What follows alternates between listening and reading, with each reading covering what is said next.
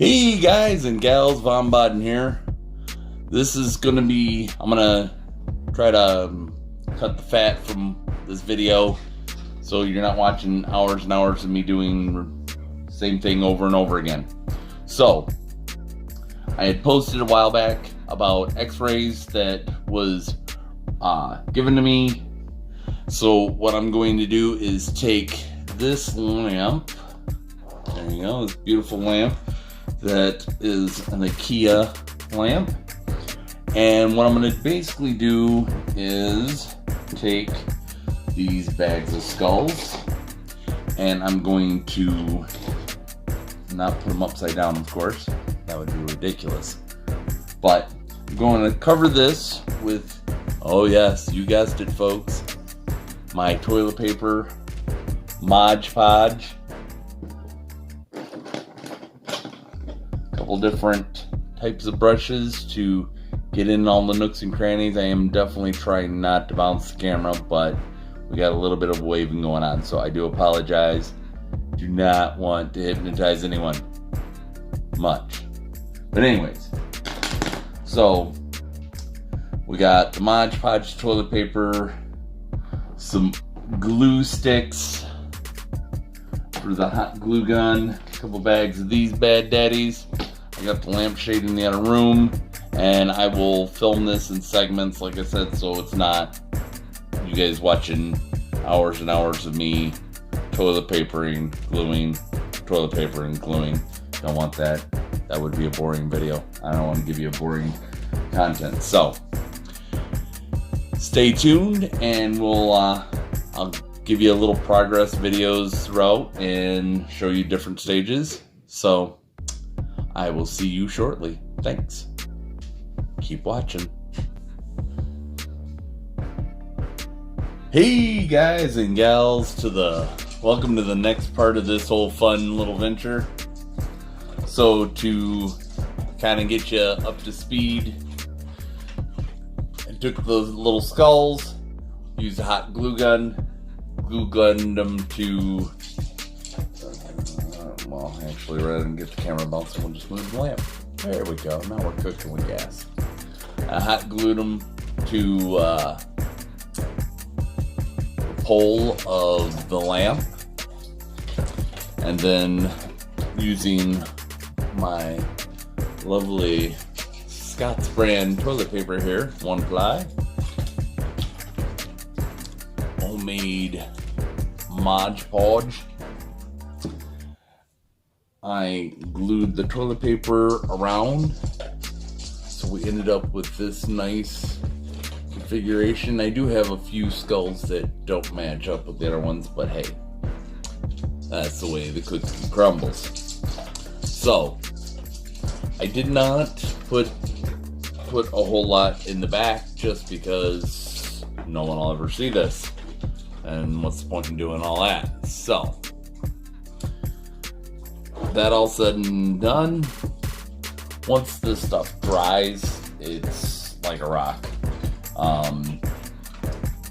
So the next step is painting it, and the nice thing about having the back area where no one's going to see, I can experiment around with different colors and see what's gonna look the best.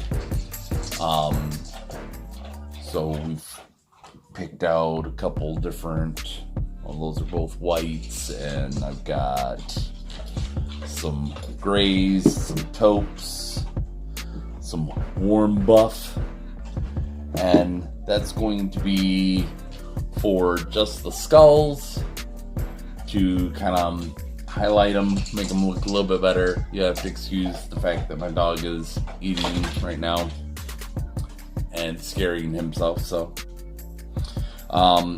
other than that, once the skulls are done, I'm gonna add some detail painting to the toilet paper because of the fact that it's all ragged and rough. With a little bit of dry brushing, that'll really add some details to it. So the red, the green will be for that, and I will give a further updated video when I get to the point of the next step, which would be sealing it all in and getting it nice and shiny, and go from there. So stay tuned for that. Thanks. All right, next stage of evolution here is let me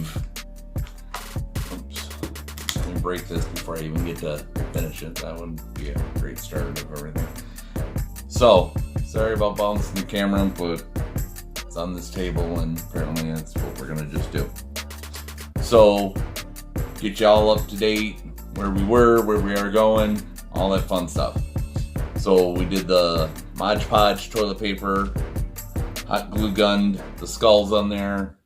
I went through and on the main trunk here that's not covered in skulls is a deep red paint. There's green on this main trunk line. For the skulls, I did black around the skulls themselves right up to the edge of the toilet paper. Did a white dry brushing, and the green and the red was dry brush as well, to kind of get the multicolored pops through there. But I sporadically, no real rhyme or reason, hit the skulls with the white, then came back and did a gray, dry and definitely more sporadic spots. And I'm hoping that the light will come through and shine. That's a little bit better. After all of that, I went through and used a cherry stain, I want to say it is, to coat everything. So we got this nice deep dark browns, light browns in here due to the paint underneath. And then I did a coat of polyurethane over the top of this to complete the lamp itself. So the next process to get done is the lampshade. I'm pulling, whoops, let me bounce this camera a little bit more. I'm pulling all of what was on there off, and then I gotta go back and scrape all this glued pieces of material off, and then I can move on to what I'm going to put in its place, which I think you guys are really gonna like. And then put my lampshade back together, put it on the lamp, and then we'll do a lighting of it, probably at night, so you're not getting this light from outside coming through. Blackens everything out, which doesn't help you guys see what I'm doing. But at the end of the day, you guys will be able to see everything when I finish this out. So stay tuned for the next part. See you soon. Alright guys, next stage in this whole thing, I took the lampshade, moved some stuff around, took the lampshade apart, and I've got these two pieces of framing that will have to get taped back in, which is no big deal. There was some questions posted when I had shared what I was doing with the lampshade, of why I didn't just, why did I need to do that? Well, number one, I wanted to reuse the lampshade because I'm reusing the lamp. Didn't want to have to go through trying to find another lampshade to fit this lamp because it's an Ikea lamp, so it's not exactly user-friendly with other stuff. So that said, took this off. It had this checkered basket weave thing that went across the whole thing. I tried to pull up as much of it as possible, and then the rest I had to use my X-Acto knife here to scrape and make big old mess on the table to get the rest off, which took forever.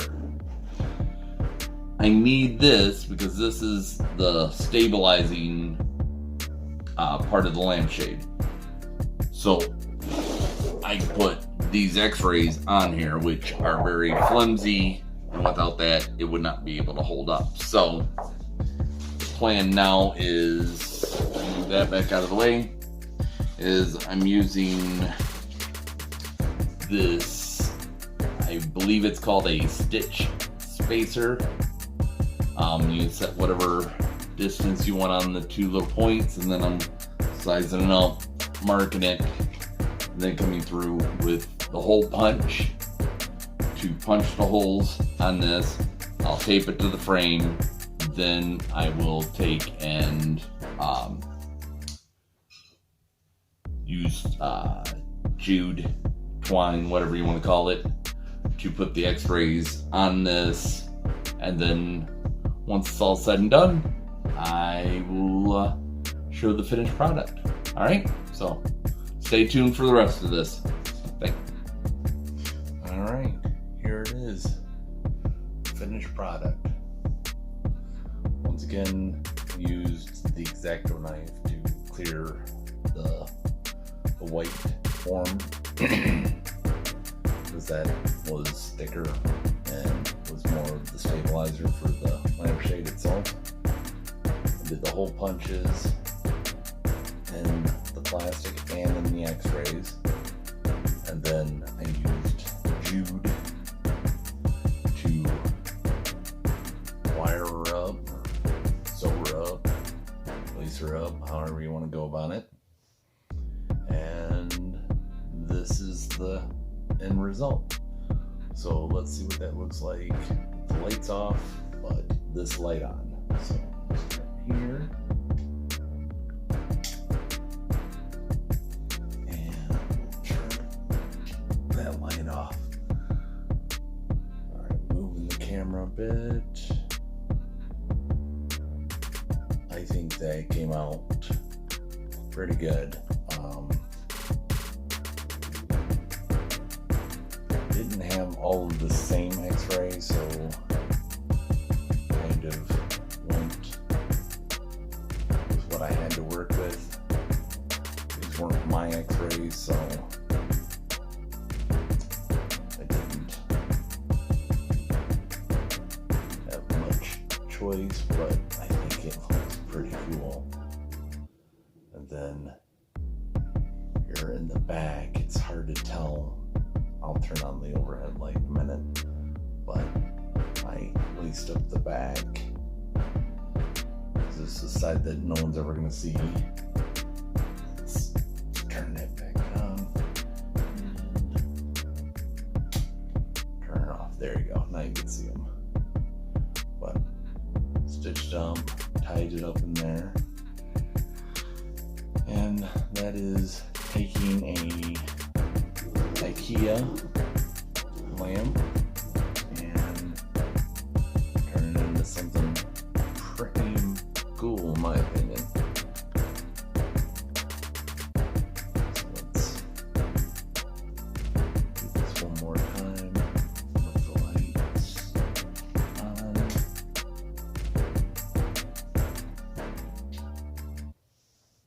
I think that's pretty darn amazing. So hope you enjoyed this video. If so, give it a thumbs up. If this is your first time to the channel, hit the subscribe button, and we will see you on the next video.